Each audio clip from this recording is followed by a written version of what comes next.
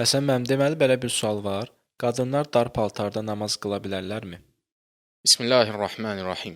İlk öncə qeyd eləyək ki, namaz qılarkən övrət yerlərinin örtülməsi namazın şərtlərindəndir. Əks təqdirdə namaz keçərli, səhih sayılmaz. Dinin təyin etdiyi övrət yerləri kişilərə görə əgər diz və göbək arasıdırsa, qadınlara görə isə əl və üz xaric bədənin digər nahiyələridir. Ayaqların tam örtülməsi digər məzhəblərə görə vacib, Hənəfi məzhəbinə görə vacib olmasa da, örtülməsi daha yaxşıdır. Namaz paltarının dərinin rəngini sezdirəcək qədər şəffaf olmaması, həmçinin övrət yerlərini örtəcək paltarın hər hansı bir yerində açıq, cırıq və yaxud dərini göstərəcək qədər deşik olmaması mütləqdir. Əks halda bir qadın bu tipli paltarları geyinməklə əslində övrət yerini örtmüş sayılmaz, beləliklə də namazı səhih keçərli olmaz. Geniş köynək, şalvar və yaxud paltarda namaz qılmaq namazın şərtlərindən deyil, ədəblərindəndir. Burada ədəblərindəndir deməklə biz